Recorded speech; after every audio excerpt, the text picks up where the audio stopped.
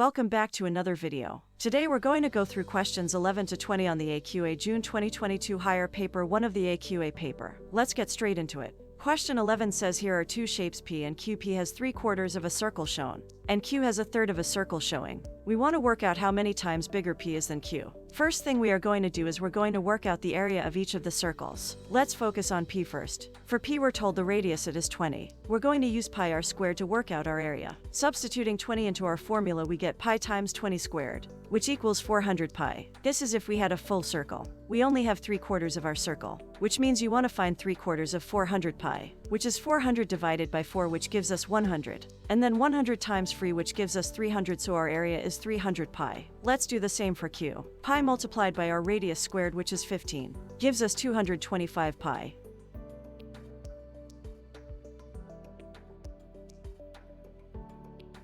Now we want to find 1/3 of 225 pi. Dividing by 3 gives us 75 pi.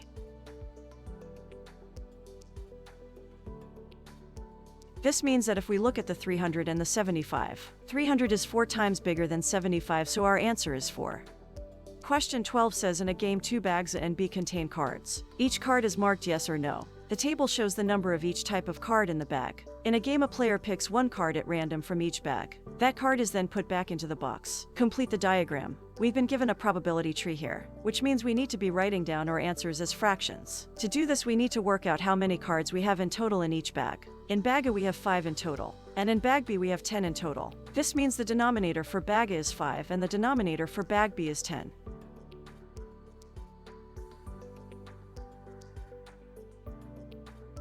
In bag A we have free yes, so it's free over 5, and we have 2 nos, so 2 over 5. For bag B we have 1 yes, so we can fill in the yes with 1 over 10. And we have 9 no, so 9 over 10 for the no.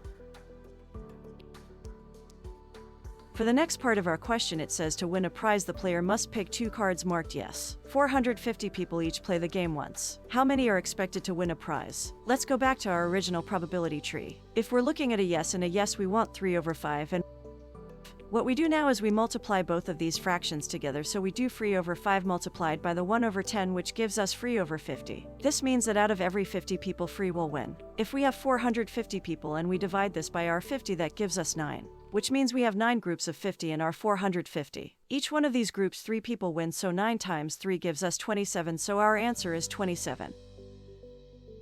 Question 13 says to solve the following equation, and we've been given 2 fractions of different denominators. Our first thing to do is to make our denominators the same, so we've got 2w over 15 is equal to, and now we want to put this one also over 15. In order to do that we must multiply everything by free. 4 times 3 is 12. This means the 2w must be equal to the 12 on the numerator. When w is times by 2 we get 12. 6 times 2 gives us 12, so w must equal 6. Question 14 says we've got 15 workers that can complete a job in 8 days. How many more workers are needed to complete a job in 6 days? Assume that all of the workers work at the same rate. So we have workers and we have number of days. We have 15 workers who work 8 days. If we assume that we want to get the work done in 1 day, we are going to need more workers, and we're going to need 8 times more workers. So 8 times 50 is 120. This means if we want to complete the work in 1 day, we will need 120 workers. However, we want to complete it in 6 days. This means that we have a little bit more time, so we need less workers to do the job. We need 6 times less workers to do the job. 120 divided by 6 is 20, so we need a total of 20 workers. The question says we already have 15, so we only need 5 more workers. Question 15 says the cross-section of a prism has n sides. Circle the expression for the number of faces of the prism. For this one I want you to think about a cube. Let's sketch a cube out that we can use this to help us. If we look at a cube we have 4 sides. So we have 4 sides, but we also have a top and a bottom, which gives us a total of 6 faces. So we have 4 sides and we have 6 faces. This means it must be n plus 2.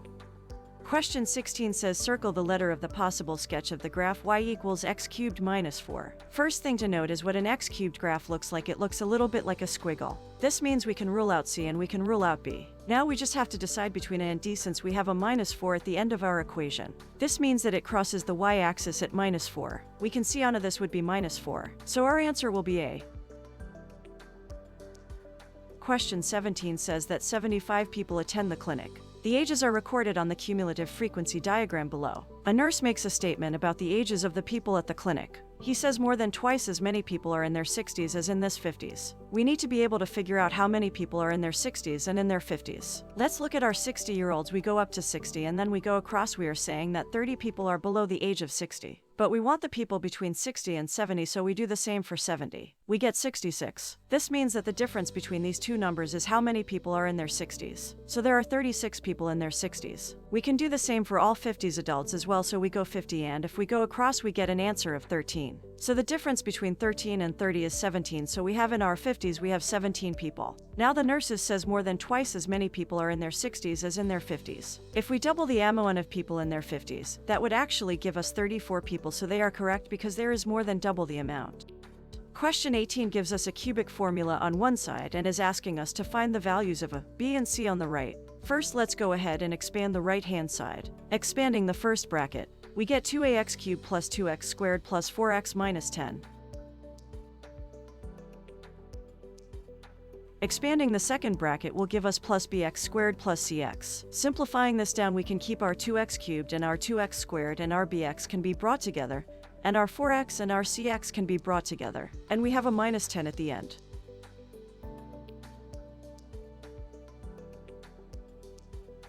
Now let's equate what we have similar. If we're looking at our x cubed, we've got 12x cubed, so 12x cubed is equal to 2x cubed. We can then cancel the x cubes out, which leaves us with 12 equals 2a, so a must equal 6.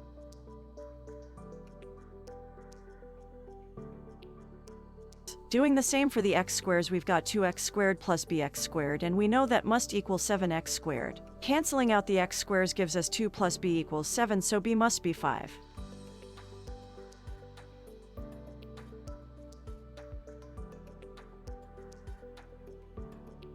Next we have 4x plus cx equals free x. Cancel out the x again.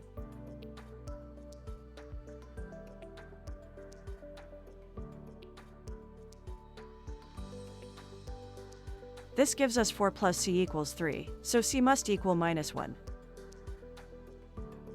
Question 19 says that the first three terms of a sequence are xy. The sequence is continued by multiplying the previous two terms. Circle the fifth term in the sequence. If we were to write up the fourth term, we would do y times by xy, which would give us xy squared. The fifth term must be xy times xy squared, which will give x squared y to the power of free, just here.